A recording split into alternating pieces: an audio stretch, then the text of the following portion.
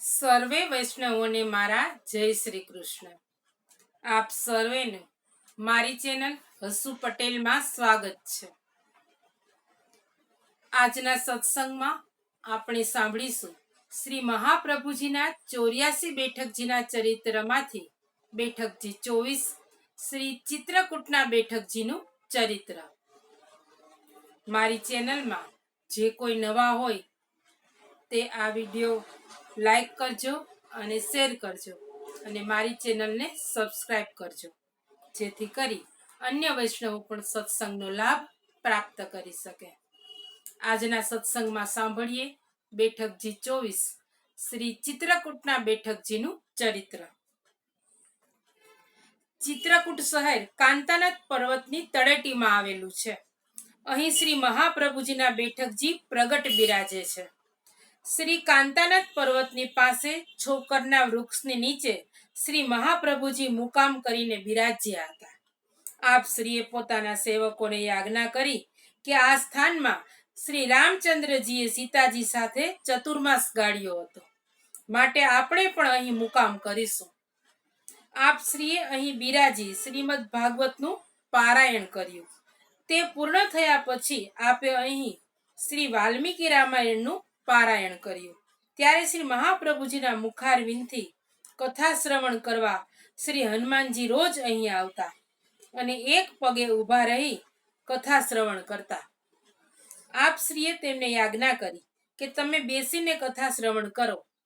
ત્યારે શ્રી હનુમાનજીએ કહ્યું કે મારો સંકલ્પ છે કે એક પગે ઊભા રહીને જ કથા શ્રવણ કરું. આપ શ્રી મૌન રહ્યા.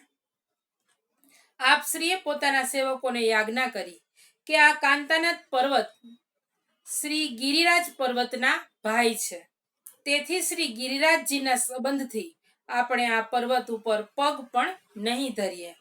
ત્યારે શ્રી કાંતાનાથ પર્વતે પોતાના આધિદૈવિક સ્વરૂપે મનમાં વિચાર કર્યો કે શ્રી મહાપ્રભુજી મારા ઉપર પગ નહીં ધરે તો હું સનાથ કેવી રીતે થઈશ. તેથી કાંતાનાથ પર્વત એક બ્રાહ્મણનું સ્વરૂપ ધારણ કરી શ્રી મહાપ્રભુજી પાસે આવ્યા અને હાથ જોડી અને વિનંતી કરી કે મહારાજ શ્રી રામચંદ્રજી અને શ્રી જાનકીજી મારા શિખર રૂપી હૃદયમાં બિરાજે છે. તે બંને સ્વરૂપોએ આજ્ઞા કરી છે કે જઈને શ્રી મહાપ્રભુજીને કહો કે અમને ખૂબ ભૂખ લાગી છે, માટે કંઈક સામગ્રી લઈને પધારે. તે વખતે શ્રી મહાપ્રભુજી શ્રી ઠાકોરજીને ભોગ ધરીને બિરાજ્યા હતા.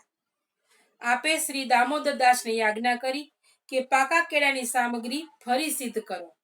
ત્યારે વૈષ્ણવોએ 42 પાકા કેળા સુધારી સામગ્રી સિદ્ધ કરી. મિશ્રી, એલચી, ગુલાબજળ પધરાવ્યું. શ્રી કૃષ્ણદાસ મેઘને વિનંતી કરી કે મહારાજ આ ગુલાબજળ તો શ્રી ઠાકોરજીનું છે. ત્યારે આપે મંદ સ્મિત કરીને આજ્ઞા કરી શ્રી રામચંદ્રજી પણ મર્યાદા પુરુષોત્તમ સ્વરૂપ છે, માટે ચિંતા કરશો નહીં. પછી આપ શ્રી પર્વતના શિખરો ઉપર પધાર્યા. ત્યાં એક રત્ન જડિત શિલા ઉપર શ્રી રામચંદ્રજી અને શ્રી જાનકીજી બિરાજ્યા હતા. શ્રી લક્ષ્મણજી પોતાના મૂળ શેષ સ્વરૂપે થઈ ને બંને સ્વરૂપો ઉપર છાયા કરતા હતા.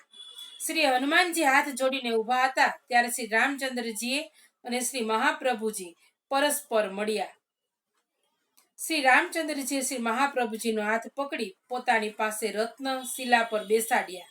શ્રી મહાપ્રભુજીએ બંને સ્વરૂપોને સામગ્રીનો ભોગ ધર્યો. તે બંને સ્વરૂપો આરોગ્યા. ત્યાર પછી શ્રી લક્ષ્મણજી અને શ્રી હનુમાનજીને તે પ્રસાદ આપી. આપ શ્રીએ શ્રી રામચંદ્રજી સાથે એક મુહૂર્ત સુધી વાર્તાલાપ કર્યો. પછી આપ શ્રી પાછા પોતાની બેઠકમાં પધાર્યા. શ્રી ચિત્રકૂટના બેઠકજીમાં બિરાજતા શ્રી વલ્લભને આપણા સૌના પૂર્ણ પ્રેમે સાષ્ટાંગ દંડવત પ્રણામ પહોંચે. આજનો સત્સંગ અહીં આપણે વિરામ આપીશું.